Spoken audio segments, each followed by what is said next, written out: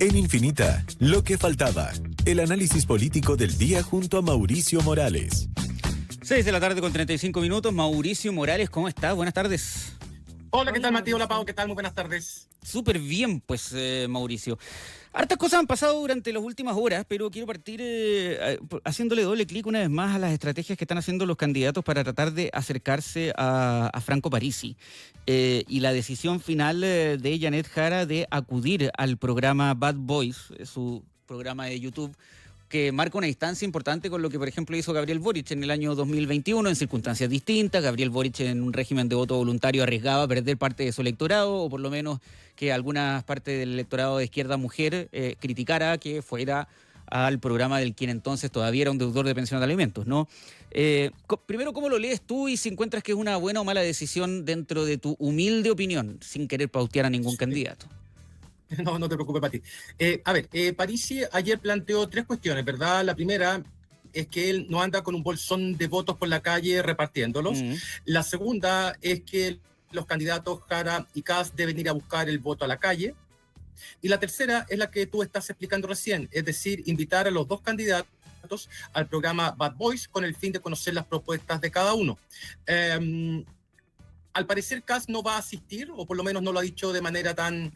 No he escuchado decir que lo acepta. Janet Jara en principio sí estaría aceptando, y generalmente los candidatos que aceptan este tipo de invitaciones son los que van abajo en las encuestas, son los que necesitan de un público adicional con el fin de hacer más competitiva la elección. Sin embargo, los resultados son, por lo menos de acuerdo a la segunda vuelta del año 2021, bien categórico, Matías, Paola. ¿Por qué? Porque, claro, Boric no asistió a ese programa y, sin embargo, ganó prácticamente todo el norte. O sea, donde se suponía que Parisi era fuerte y que en una consulta el mismo PDG le había entregado el apoyo a Kast, eso en los datos oficiales no se vio reflejado. Boric ganó en casi todas las regiones del norte, salvo en Tarapacá, en que fue un 49-51. O sea, pero en Antofagasta, que es la región que es la más icónica debido a la presencia de Franco Parisi, ahí Boric se impuso por un 60-40. Es decir, no hubo un traspaso directo ni masivo por parte de los votantes de Parisi hacia José Antonio Kast, por más que el propio José Antonio Kast haya asistido a ese programa Bad Boys, y por más que el propio PDG en una consulta interna haya decidido apoyar al candidato republicano. Esto trae como consecuencia una interpretación muy clara, que evidentemente los votos no le pertenecen a los candidatos, pero eso es una obviedad. Lo que se está viendo acá es que esos votantes no es que sean que no le hagan caso al líder, sino que hacen todo lo contrario. Particularmente, insisto, en el norte del país, pero ahora el desafío es mayor porque en esas elecciones Parisi estuvo bordeando el 13%, ahora sacó casi el 20%, y creo que se los comenté en uno de los programas, creció, por ejemplo, a más del doble en comparación con la elección anterior en la región metropolitana. En la región metropolitana había sacado menos del 8% en la elección anterior, y ahora casi que duplicó esa cifra. Por lo tanto, el programa Bad Boys, a lo mejor, y es lo que estaría evaluando el comando, por lo menos tratando de leer la interpretación que ellos hacen, es que podría tener un alcance mayor. Pero eso choca con los resultados de las primeras encuestas de opinión que están apareciendo, en específico la encuesta Panel Ciudadano, que le otorga un 61% a Kast y un 39% a Jara, aunque con una porción no despreciable de votantes que aún están indecisos. Me parece que por ahí podría apuntar la ex ministra Jara, pero no estoy tan seguro de que un programa de estas características le sume. Yo creo que yo le haría caso, tal como lo hizo Kast, al primer consejo, es decir, que salgan a buscar los votos a la calle. Recuerden ustedes, y con esto cierro la primera parte, Mati, Paola, de la intervención, que el lunes yo les comentaba las comunas en las que Parisi había sido fuerte y en las comunas en las que había aumentado muy significativamente su votación. Y les nombré La Pintana, Puente Alto, y ahí, claro, algunos podrían estimar o podrían decir ese es el voto más de Pamela Giles que del propio Parisi. Pero me fui a otros lugares, por ejemplo en San Bernardo, donde el PDG no se caracteriza por ser un partido muy fuerte, y ahí Parisi sacó más del 20%. Entonces ya no estamos hablando de una candidatura que tiene un domicilio territorial tan claro como la elección pasada, sino que presentó una mejoría muy importante, especialmente en la región metropolitana, y después les puedo entregar otros datos del Biobío o incluso de la Araucanía. Antes de pasar a eso, Mauricio, el día de hoy Janet Jara también anunció una serie de incorporaciones de ideas a sus programas, en donde sorprendió no solo, como se había anticipado de todas formas, el incorporar una de las ideas emblemas de Franco Parisi, que es la devolución del IVA en ciertos productos focalizado a ciertas partes de la población, sino que también incluso ideas de Evelyn Matei, como una política nacional del cáncer, y ella menciona por nombre a los otros candidatos, asegurando que en un gesto justamente de reconocer las buenas ideas del resto, iba a incorporar a su programa ideas de Franco Parisi, Evelyn Matei, Harold Mike Nichols y Marco Enrique Sominami. Una medida que es evidente que habla sobre una Janet Jara que entiende que tiene que buscar votos en donde sea, pero es curioso pensar que pretenda buscar votos dentro del bolsón que dejó Evelyn Matei. O sea, desde el minuto en que comienza a incorporar propuestas de Parisi o de Matei, eso de inmediato da la idea de que el PC soltó la campaña. O sea, si esto hubiese pasado, no sé, en una primera vuelta, la directiva del PC habría reaccionado de manera inmediata. Pero Mauricio, recuerda tú y tú también, Matías, que cuando gana en el discurso digamos, de victorias de la primera vuelta, Janet Jara, lo primero que hace después de decir hola, buenas noches, gracias, quiero saludar a Evelyn Matei por la campaña de que fue víctima. Sí, es cierto también, claro. Claro, o sea, yo creo que el cálculo que hacen desde el comando es que existió un voto concertacionista probablemente, que tiene la posibilidad de volver con Janet Jara, o sea, volver a la coalición. Vas a votar por Kast, para seguir con el ejemplo de la Bópoli, ¿no? Sí, o sea, es un voto que probablemente se vaya por Kast, tienes toda la razón, no sé si esté claro, pero que mucha gente de la concertación dice como ahí está mi límite, yo voto por Matei, o esa es la suposición que están haciendo desde el comando, yo voto ya por Matei, pero ya si la cosa es por Kast, no, ahí me duele la guatita, como decían algunos. Entonces esos votos son los que esperan recuperar, imagino yo. Yo también estimo más o menos lo mismo, y por eso ella está tratando de colocar fichajes en su equipo.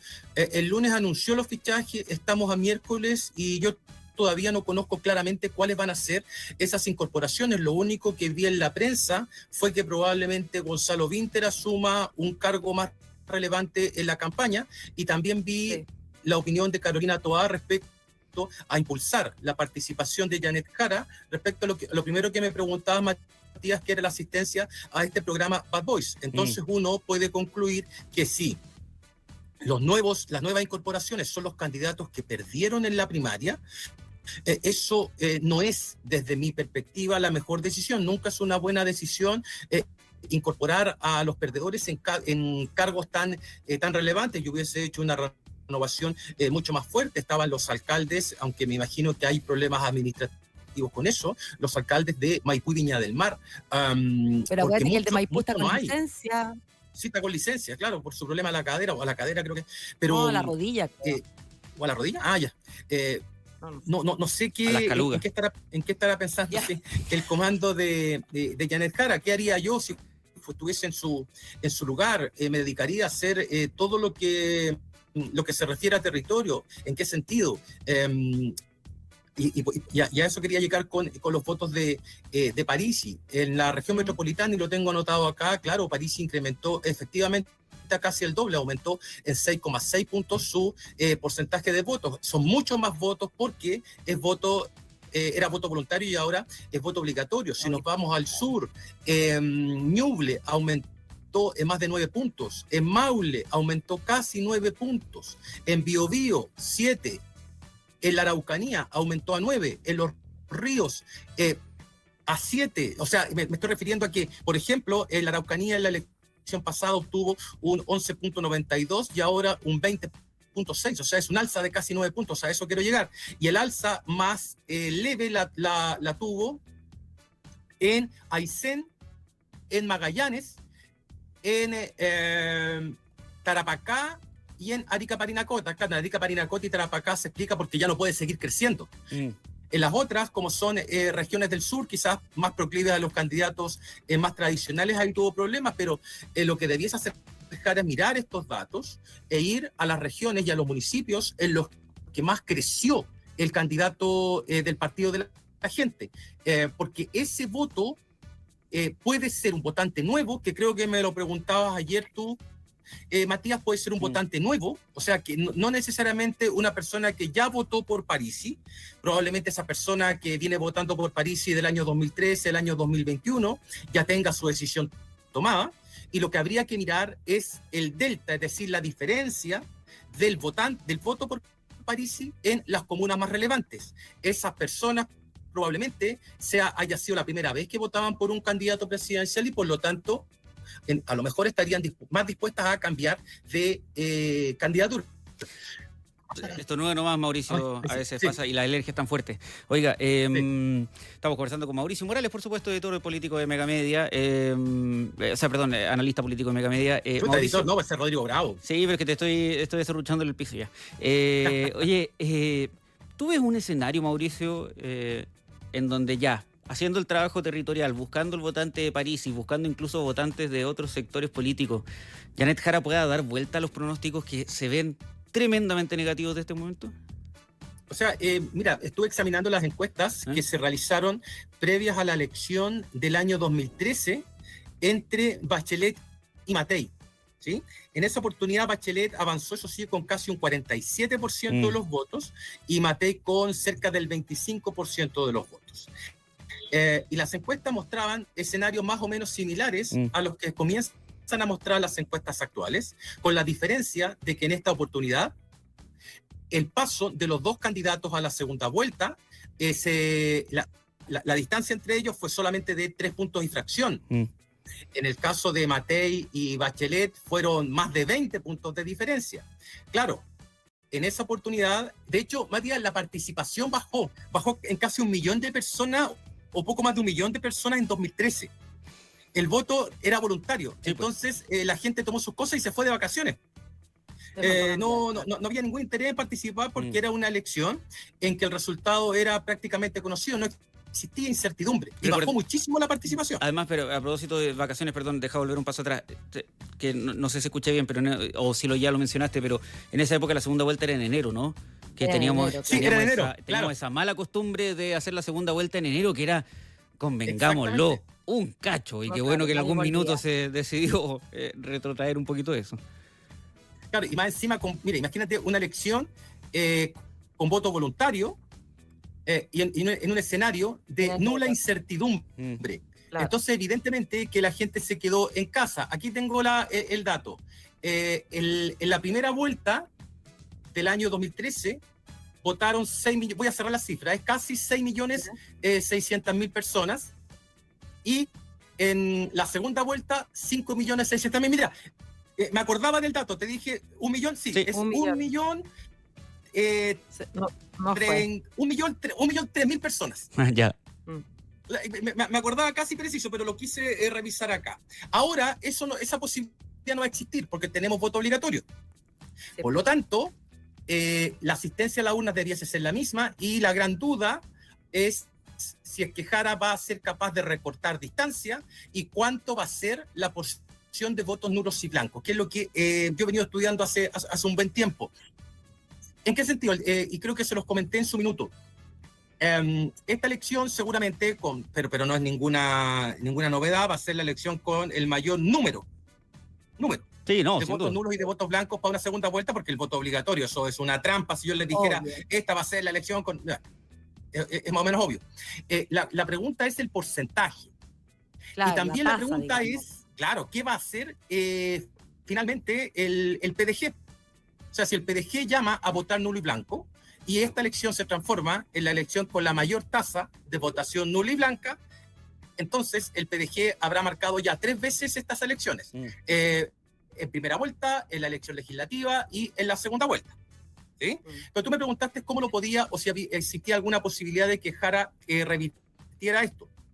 Si me voy a la historia reciente de Chile, hemos tenido elecciones en las que las encuestas daban cerca de 6.7 puntos de diferencia, que fue la de Guillé Piñera, recuerden ustedes, el año 2017, que se suponía iba a ser un poco más estrecha, y Piñera le terminó sacando 10 u 11 puntos a Alejandro Guillé.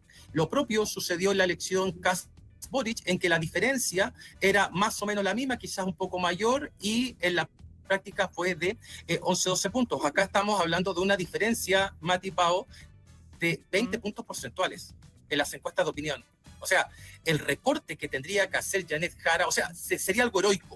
O sea, sería algo espectacular. Tendría que suceder una cuestión demasiado anómala para que el panorama cambie tan significativamente. Ella necesitaría, y en tan poquito tiempo, claro, necesitaría sumar cerca del 80% de la votación de Parisi, el 100% de la de Meo y de la de Artés y la de Mike Nichols, que no fue mucho, y cerca de un 15 o 20% de la votación de Evelyn Matei. O sea, para eso tendría que darse un escenario, o sea, tendría que haber una turbulencia mayor para que las predisposiciones de los Antonio José chilenos cambiaran. Con un cadáver de closet, Sí, no, claro. O sea, no, que hubiera un escándalo gigante también. A José Antonio Cast matando a alguien. Claro, el otro escenario tiene que ver con los imponderables, los impredecibles, ¿no? Es decir, que efectivamente hubiera un escándalo que golpeara a José Antonio Cast, que es extremadamente poco probable, ¿no? Claro, así con un crimen, no sé. Evidentemente. Sí. Ahora, el tema, Mauricio, es que igual yo me quedé pensando el otro día, porque si uno suma lo poquito que sacó Eduardo Artés y Marco Enrique Minami, y parte de los votos de Mike Nichols, claro, se hace un 30%. Se hace el 30%, claro, efectivamente. Se hace el 30%, lo cual habla de que efectivamente, al parecer, el promedio de apoyo al gobierno, más que desaparecer, se dividió entre los poquitos candidatos, o sea, entre un grueso de Janet Jara, pero también un poquito entre los otros candidatos que se podían interpretar como progresistas o de izquierda. Lo cual significa que Janet Jara ni nadie, o por lo menos el oficialismo, el gobierno en materia presidencial no sumó, pero prácticamente ningún voto más allá de lo ya convencido. Fíjate que y hay otro dato, Mati, que generalmente no se mira, es que es el siguiente. Claro, tienes toda la razón respecto a que sumando las candidaturas de Janet Jara, Meo, Artés e incluso Mike Nichols podría llegar a ese 30%, ¿cierto? Eso es así. Pero después uno puede hacer un ejercicio colateral que es el siguiente. Miremos la elección de diputados. Y si sumamos a todos los grupos que se supone oficialistas, aunque no hayan ido en el pacto oficialista. Claro. Me estoy refiriendo al Pacto Unidad por Chile, que es desde la DC al Frente Amplio, que sacó casi un 31%, a los verdes regionalistas, que sacaron 7% y llevas un 38%, al ecologista verde, que sacó casi un punto, llevas 39%, al Partido Humanista y Partido Igualdad, que sacó 3 puntos, llevas 41%, y al Partido Revolucionario de los Trabajadores, que sacó un 0,6%, o el Partido Alianza Verde Popular, que sacó un 0,6 también, hace cerca de 42 puntos, ¿cierto? Eso quiere decir que en el caso de Janet Jara hubo una altísima porción de voto cruzado, es decir, personas que apoyaron a un candidato de la centroizquierda a diputado, pero que votaron por una candidatura distinta a la de Janet Jara, Harold Mike Nichols, Meo o Eduardo Artés. Y eso se puede explicar quizás por varias cosas, pero uno se imagina que lo principal es la reticencia a votar incluso por una candidata del Partido Comunista, ¿no? Lo que le puede haber pasado a una parte importante del socialismo democrático. Eso es lo que yo pienso. A ver, ¿te acuerdas cuando estaba la discusión de que con Matei había una suerte de voto oculto del votante de centroizquierda? Sí, pues. Y yo por lo menos lo planteé así, siempre dudé de eso, y para mí el votante de centroizquierda siempre estuvo con Matei. Bueno, estos datos vienen a refrendar un poco aquello. ¿En qué sentido? En el sentido de que la base dura, como tú lo describías bien recién, era ese 30%. Pero hubo un 10 o 12% adicional de centroizquierda que votó por sus candidatos a diputados, pero que tomó una decisión distinta en la elección presidencial, no votando ni por Jara, ni por Meo, ni por Artés, ni por Mike Nichols. ¿Por quién votó esa gente entonces? Muy probablemente lo haya hecho por Evelyn Matei. En consecuencia, si es que eso fue así, entonces a lo que aspira Jara es a reducir la brecha entre lo que fue la elección presidencial para la centroizquierda y lo que fue la elección de diputados para la centroizquierda. Y eso también podría estar mostrando que en realidad el votante de derecha se inclinó por Kaiser o por Kast y que nunca vio en Matei una real opción y que la votación de Matei haya sido producto de ese 10% del electorado concertacionista o como le quieran llamar, o centroizquierda, que no quería votar por los candidatos que representaban al sector y que avanzó, como decía la Pau, hasta ahí nomás.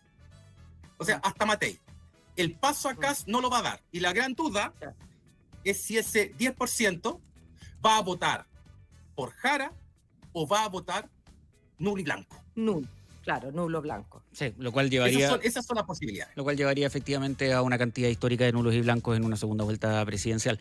Mauricio, una última cosa antes de cerrar. El día de hoy, en la mañana, Pablo Longueira, acá en Radio Infinita, habló sobre la idea de, y con sus críticas a Chile Vamos, y dice que criticando el proyecto de Chile Vamos desde un inicio, que decía, claro, eran 3 partidos que se hacían llamar coalición, pero en el fondo funcionaban completamente distintos, sin ninguna suerte de coordinación entre ellos. Hablaba sobre la necesidad de crear una suerte de concertación de la derecha.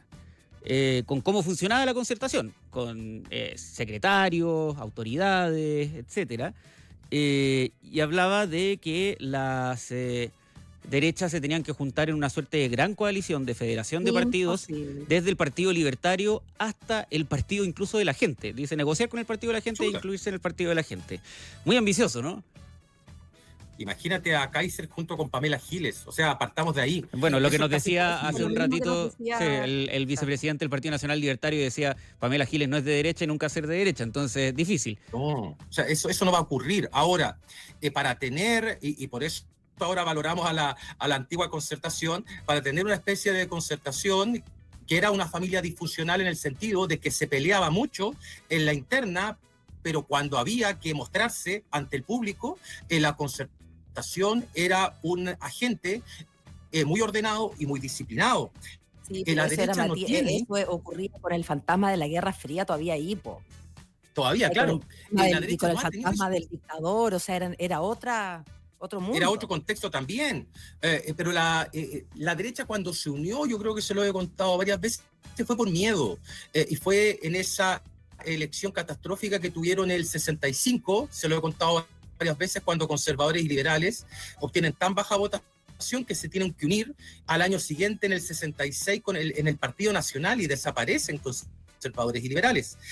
Hubo un intento de la derecha chilena por hacer eso el año 87, cuando se llamaba Renovación Nacional precisamente, que reunía al Movimiento de Unión Nacional de Alamán, al Frente Nacional del Trabajo de Jarpa y a la Unión Demócrata Independiente de Jaime Guzmán. Eso duró muy poco. Pero además, el miedo no fue suficiente ni siquiera para ser primaria. Sí, pues entonces no, claro, o sea, es loable lo que dice Longueira, pero no está en la estructura de pensamiento de los líderes de derecha formar una coalición de esas características. El único que lo consiguió, y con problemas, eso sí, siempre, fue Sebastián Piñera. Se fue Piñera y la derecha se desarmó completamente. Entonces no, po. Mauricio Morales, analista político de Megamedia, junto a nosotros esta tarde. Muchas gracias por habernos acompañado, pues que estén muy bien. Gracias, Mauricio. Nos vemos, hasta la próxima. Chao. Hasta mañana, chao.